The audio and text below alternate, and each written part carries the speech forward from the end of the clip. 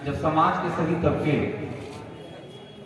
अपने भाईचारा के लिए पुराने मतभेदों को, छोटी मोटी मतभेदें जो आ जाया करती हैं समाज में, उसे दूर कर करके गुलाब का पर्व है, रंगों में सरोवर होकर के एक दूसरे के साथ शांतिपूर्ण भाईचारा और समाज तरास की खूबसूरती भी यही रही है। मेरा भी करीब 3 पुस्त तो हुई तो लोग हमारे जो पूर्वज बाबा हुए चाहे पिताजी हुए, उन्होंने यही शिक्षा दिया है कि राजनीतिक वाद विवाद को दूर रख करके राजनीति से लोग रहने का काम करते हैं। बीच का दौर कुछ लगता है ऐसा शायद हमारे पीढ़ी से कुछ कहीं कमी रह गई होगी, लेकिन ऐसे भी समय में चुना जी ऐसे लोग समाज में हैं जो यथासंभव प्रयास कर रहे हैं, जो पुरानी संस्कृति का त्रास भी है, जो धरोहर है वो बचा रहे, दूसरे के साथ प्रेम मोहब्बत भाईचारा का। मंच पर यहाँ उपस्थित हैं, इन्हें कुछ लोग बता संबोधन कर रहे थे विशिष्ट अतिथि, लेकिन मैं इन्हें अतिथि तो नहीं मानता हूँ। हमारे सकते हैं कि हम लोगों ने इन्हें मेंबर ऑफ पार्लियामेंट बनाकर भेजा है, बहुत बड़ी जिम्मेदारी है, देश की जिम्मेदारी है, समय कम है, उस कम समय में भी हम लोग के बीच उपस्थित होने का काम किया, इसलिए एक विशेष बधाई के पात्र है। लेकिन ये मेरे अतिथि नहीं है, ये हम लोग के बीच के हैं। और जनप्रतिनिधि में एक कॉमन गुण जो बहुत अच्छी हमें लगी, कॉमन तो नहीं रह गया आज के डेट में, लेकिन बहुत ही ग्राउंडेड व्यक्तित्व है इनका, ये बात मैं मानता हूं। शेखर जी बोल भी रहे थे कि शायद व्यवस्थाएं बनी हुई है, सभी जनप्रतिनिधि पार्षद का अलग व्यवस्था है, विधायक का अलग व्यवस्था है, सांसद का अलग व्यवस्था है, तो इनके स्तर से जहां तक प्रयास हो पाता है, तो क्योंकि समय कम है, एरिया बड़ा है, देश की जिम्मेदारी, व्यवस्था कैसी हो, कैसे देश चले, उस बात के लिए एमपी को चुना जाता है साहब।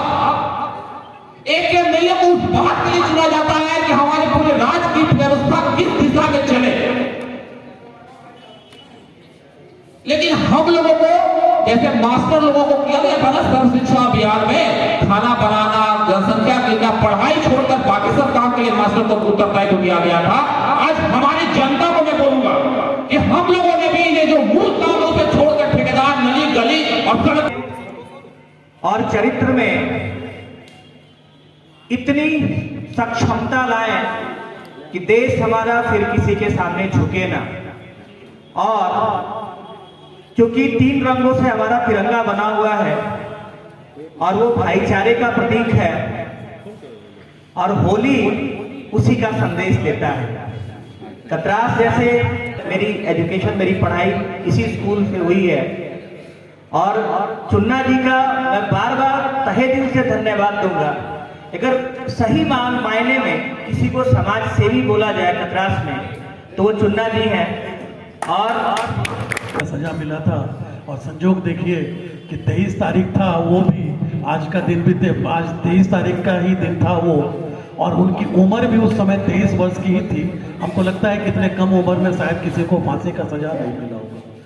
दोस्तों, सब लोगों ने बहुत तरीके की बातें की, और मैं तो एक बात और कहना चाहता हूं कि इस सारे कार्यक्रम के लिए जितना भी मैं अपने छोटे भाई चुन्ना यादव जी का तारीफ करूंगा, शायद उतना ही कम होगा, क्योंकि ये पूरी तरीके से समाज के लिए काम करने पे विश्वास करते हैं, और हर वक्त इनका कोई ना कोई कार्यक्रम होता रहता है। और ये होली का जो कार्यक्रम है, इनका कार्यक्रम जो होता है काफ़ी मज़ेदार होता है। बीच में हमारे बड़े भाई कह लीजिए वकील साहब माहौल थोड़ा गर्म कर दिए। उसके पहले प्रभात मिश्रा जी जो बहुत ही अच्छा होली का मौसम बना के गए थे। प्रभात मिश्रा जी हैं कि चले गए? नहीं, वो एक सवाल पूछ करके गए थे, क्योंकि होली का समय है ना, तो इसमें हंसी मजाक चलते रहना चाहिए, तभी उसका होली का असली मजा आएगा। है या होना चाहिए साली को और भाभी को रंग लगाने का। तो प्रभात मिश्रा जी को आप लोग बताइएगा कि भाई कोई लिमिट नहीं है, सामने वाला बुरा मानता है तो एक ही लाइन कहना, बुरा ना मानो होली है। किसी भी पर्व में हम लोग कभी सुने हैं किसी के मुंह से कि लोग कहता बुरा ना मानो दिवाली है, बुरा ना मानो दशहरा है? सिर्फ होली में ही कहता है, क्योंकि होली में कहा जाता है कि बुढ़वा भी जवान लगने लगता है। और होली एक ऐसा पर्व है कि जिसमें हर आदमी को हमको लगता है कि वो अपने उम्र को भूल जाता है, चाहे वो 60 साल का बूढ़ा हो, 50 साल का अधेड़ हो या किसी भी उम्र श्रेणी में आता हो, वो आदमी भी अपने आप को होली के समय में अपने आप को बच्चा और बचपने में महसूस करता है। हमारा होली पर्व ऐसा है।